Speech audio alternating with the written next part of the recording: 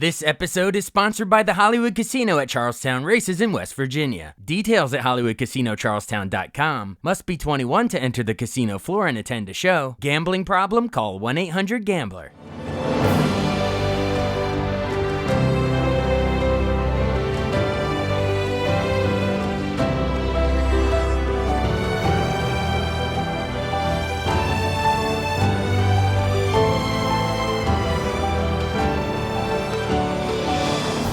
Welcome to the newest episode of Beyond the Fame with Jason Fraley. I'm your host, Jason Fraley, picking the brains of the top filmmakers, musicians, and artists of our time. The beloved DC go-go band Rare Essence headlines the Summer Soul Music Festival this Sunday at the Charles County Fairgrounds in La Plata, Maryland. I spoke to co-founder Andre Johnson about the band's journey from meeting each other in elementary school to carving out a place on the proverbial Mount Rushmore of DC go-go bands. Hey, Andre Johnson. Hey, thanks so much for joining us on WTOP here in your hometown of Washington, D.C. Hey, thanks a lot. We appreciate you. Thank you. We're talking because the legendary DC go-go band, prolific at this point, is going to be headlining the Summer Soul Music Festival in La Plata, Maryland, and I guess it's at the Charles County Fairgrounds this Sunday, September 1st from 12 to 8 p.m. Now that I look at the calendar, that's the Sunday before Labor Day, baby, meaning there's no one going to, you don't have to go to work on Mondays. Tell us why that is the perfect occasion to party. You don't got to worry about the hangover. Well, yeah, we've always, for decades now, we've always done a big show on Labor Day Sunday and Memorial Day Sunday. So that's always a great day for people to come out. And the fact that you don't have to go to work is just an added bonus for that. It totally is. Mm-hmm. And let's and is this the first time you've done this? I know you say usually play, but is this the first time you've done this specific festival? This is the very first time that we've done this festival and this venue. So yeah, this is going to be a really big deal here. Yeah, I'm not sure how many years now. I think about how many years they have been having this Summer Soul Fest at the Charles County Fairgrounds. But obviously you're a DC band, but you travel all over the DMV. So do you find that in La Plata and Charles County, you still have a ton of fans out that way? We do. Absolutely, we do. There's a bunch of people. We used to play in that area a lot back in the 80s and 90s. But some of the venues are not there anymore. But some of the people that live in that area, excuse me, in the surrounding areas, they travel up to DC and Prince George's County sometimes. But we're actually glad to be going to them this time, so they don't have to even travel that far. They can just come on up the street and have a good time.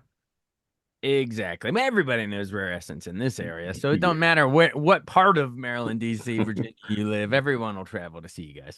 Well, that's cool. Well, do you know? Can you dish it all on who else is going to be? Do you have the bill in front of you on who else is going to be sharing the stage, or do you want me to read it? No. It's I know who it is. It's us. It's the Northeast Groovers.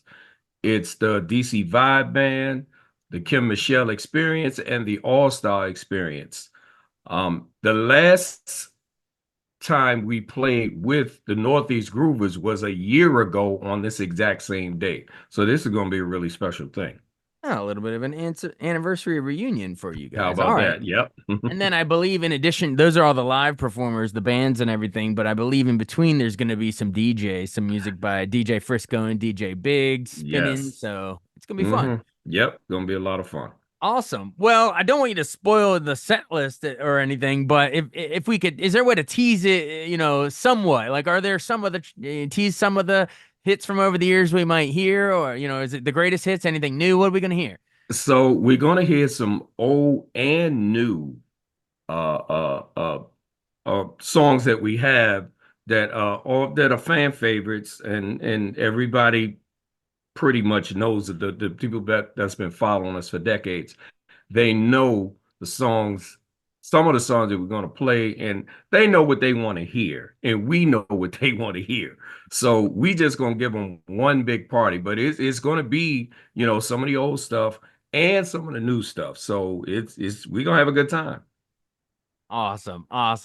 All right. Well, I wanted to promote the show right off the top, but also when I ever have a local, local legends like yourself on, I always want to remind folks, maybe some of the younger listeners, a bit of your superhero origin story. uh, I know I know the Rare Essence was formed in 76, like you and a bunch of your childhood friends, but where exactly did you specifically grow up? Was it in DC proper? Yes, Southeast DC. We started at St. Thomas More Elementary School, and I grew up maybe 4 or 5 blocks away from St. Thomas More. Okay. So over in 4th Street Southeast DC. So yeah, we're all DC natives. Awesome, awesome. And then so you're the original lineup then was I'm gonna read them off. And I'll include your nicknames, and I want to know how you each got them nicknames. Quentin, it was Quentin Foots Davidson, Michael Funky Ned Neal, John Jones. I guess did he have a nickname? Bighorn. We call him Bighorn. Bighorn, John Bighorn Jones, and Andre White Boy Johnson. So Yes. from one white boy to another, how'd you get that? So I get that. I get that almost every day now, which is it's actually funny. Back in the 70s, I used to listen to a lot of pop music, which was rock music at the time. Yeah. So a lot of Led Zeppelin, Aerosmith, Kansas, the Eagles, all of those groups there. And they are all the music was guitar driven. I'm the guitar player. So all the music was guitar driven. And I would learn those songs and be playing those songs when we were having band practice. And they started teasing me saying, "You playing all that white music. Ah. We're gonna call you white boy." And for the first couple of months, I fought it, but after a while, I was like, "All right, whatever, let's go." So that's how I ended up, and that name has been with me for this entire time. You know what? You were ahead of the curve because eventually those walls got broken down anyway. So you Now were, that's what I tell them all the time. I was before my time. Y'all don't know that. yeah, Aerosmith and Run DMC were How knocking a wall down, but about you were that? already chiseling at that How wall. about that? That is great. They will give you credit for them. That's cool. But you actually remember meeting the guys though in school? Like, does it go back to what, high school or elementary? You No, said no, no. Elementary school. We were elementary. in Funky Ned and I were in the same class from the 2nd grade to the 8th grade. We met Bighorn in the 6th grade, and I also met Foots and David Green.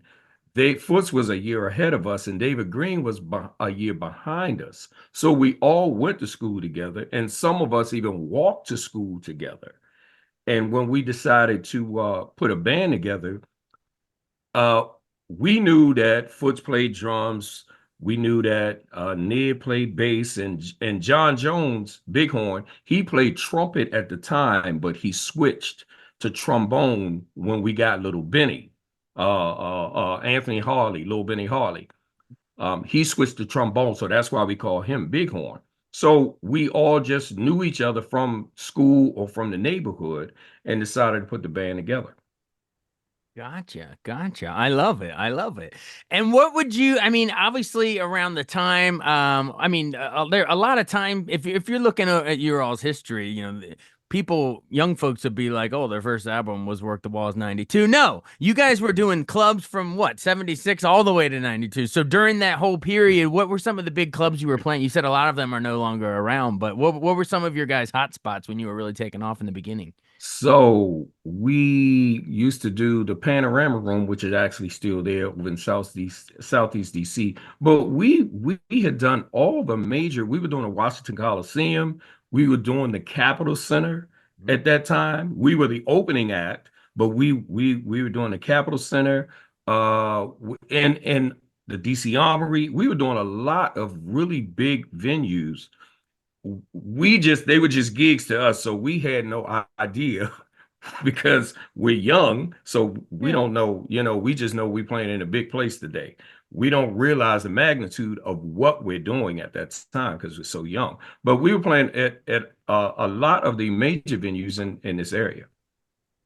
Oh, absolutely. And anyone from around here, especially at that time, I would always sort of, throughout the 70s when DC Go-Go was taking off, I would dare say you part of that, Mount Rushmore of the 70s go-go groups, you know what I mean? Like I mean it's obviously we got the Godfather Chuck Brown band, but you had Hmm.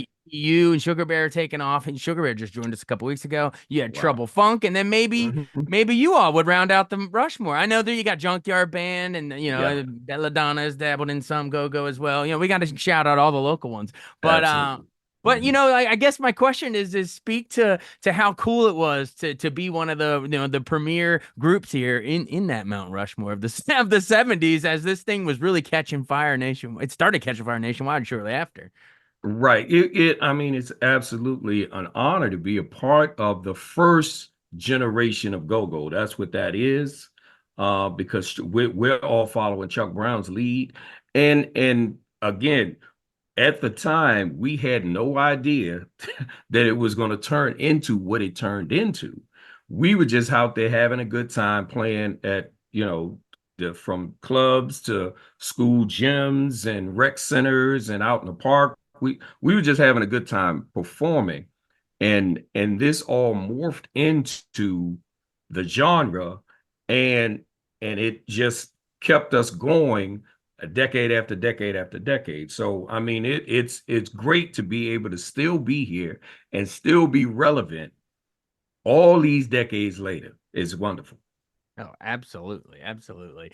And speaking of sort of you're on the ground floor launching this genre, and then suddenly it blows up and goes mainstream there, I guess Mhm. towards what, like the, I don't know when you would say, the 70s and in the 80s, but Mhm. Yeah. EU has the butt go nationwide thanks to Spike Lee's School Days, and you all had a bit of a little boost from a movie too, because Lockett went mainstream off of that Tommy Davidson Halle Berry movie, Strictly Business.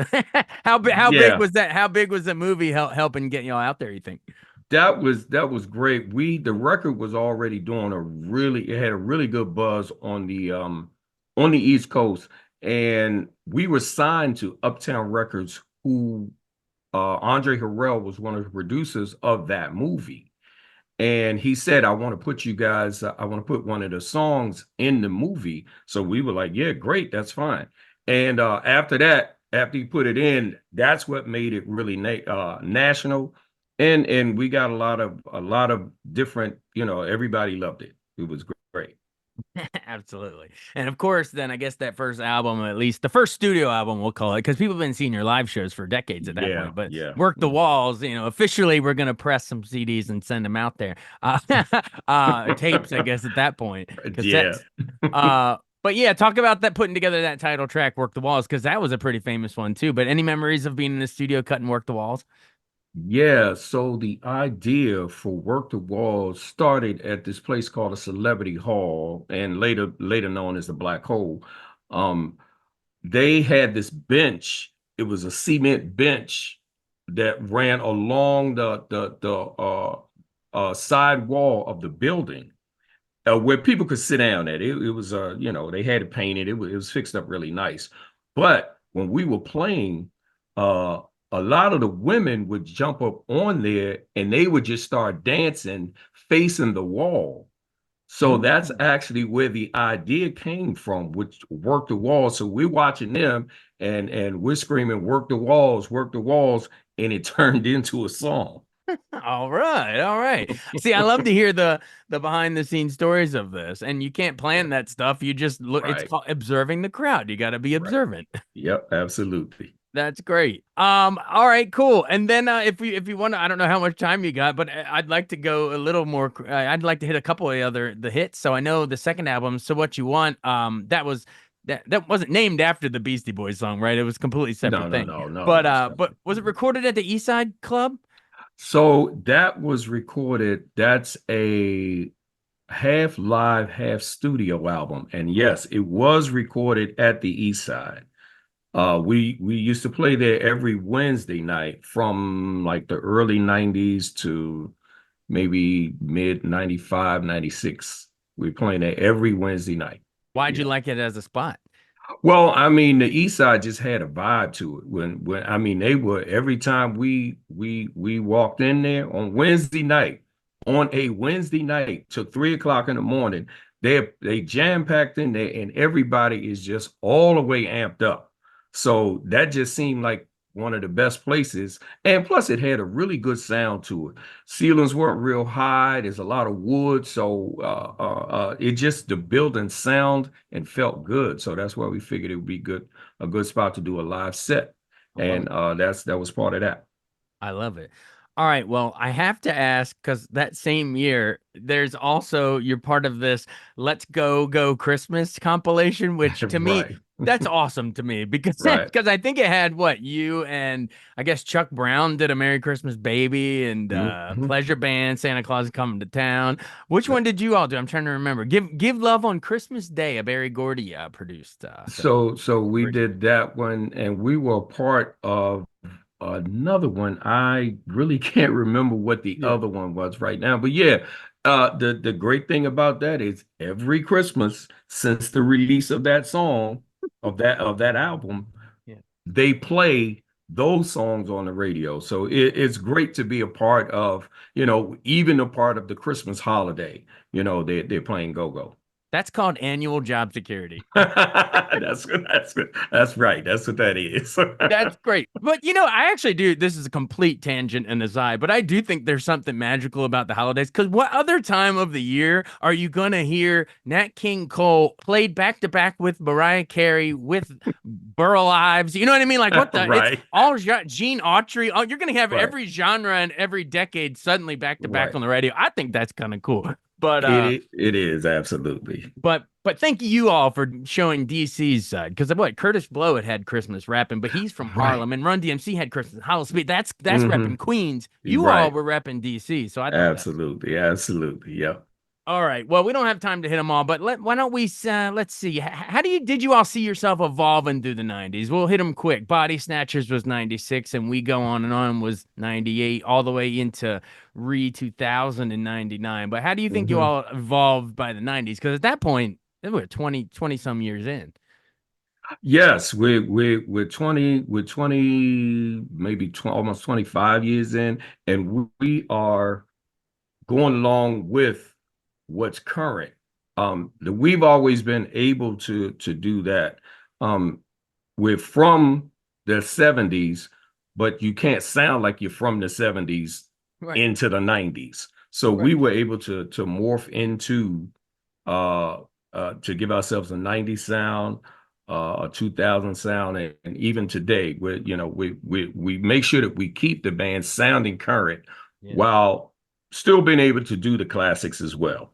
Well, it's funny you say that because I believe the Re 2000 album had We Push with Redman, so that speaks to exactly what you're talking about. That the big him and Meth Man were huge at that time. Absolutely. And then Overnight Scenario was that off of We Go On and On. Yeah, We Go On and On. Mhm. Wasn't there some sort of thing where people were like, "Hey, did Jay-Z rip that off?" Well, he was influenced by that song. Yeah, there you go. I'll The say greats that. borrow from the greats. He was definitely influenced by that song. Yeah, 3 a.m. the Pancake House was you all, and then Jay-Z was 4 a.m. at the Waffle House. So there's we'll call it an influence, but I'm not trying to stir up any trouble. I'm just saying it speaks to your point that you were able to go to the sounds of the times of the 90s. These hip hop people are sampling you guys now. Yeah, how about that? How about it? How about it? All right. And then, well, you've been generous with your time. There's no way to go through all of there's a ton of live albums you all put out. And then but where would you put you all around the time you came back out with Turn It Up? Because there was a big gap between putting out studio albums in there. Was it just focusing on putting out the live stuff? It was mainly live stuff and live performances. And we were trying to put together an album that, since we hadn't been in the studio for a while, so we wanted to make sure that we put an album that was well-rounded, that we knew that everybody would kind of gravitate to. And I think we did that. Yeah, because DJ Cool was on that one too. He's great. And Raheem DeVaughn has joined us now that I think about it. Raheem DeVaughn, yep, absolutely. Great. You've worked with all the greats. Yeah. We've been fortunate. Yep. That's great. By the way, as we wind this thing down here, instead of wind us up, Chuck, we'll wind it down. Rare Essence.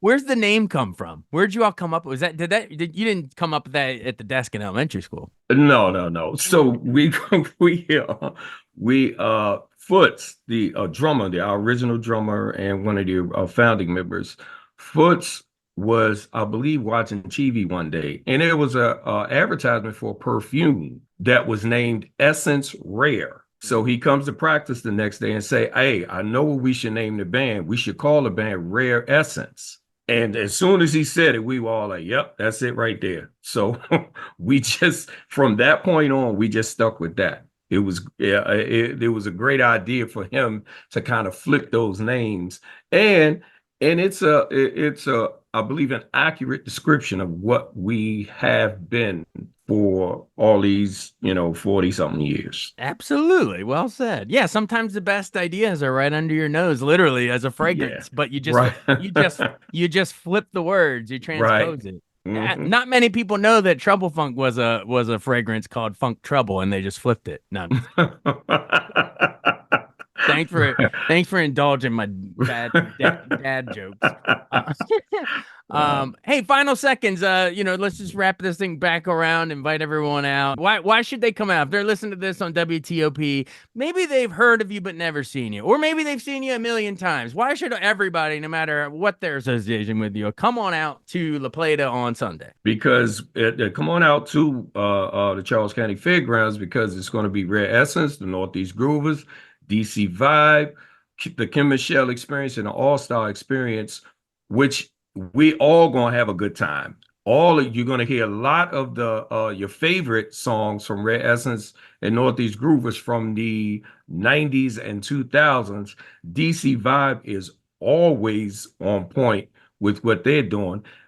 Kim Michelle, which is Miss Kim, used to be a part of Rare Essence, so she's doing her own thing now, and she's doing great.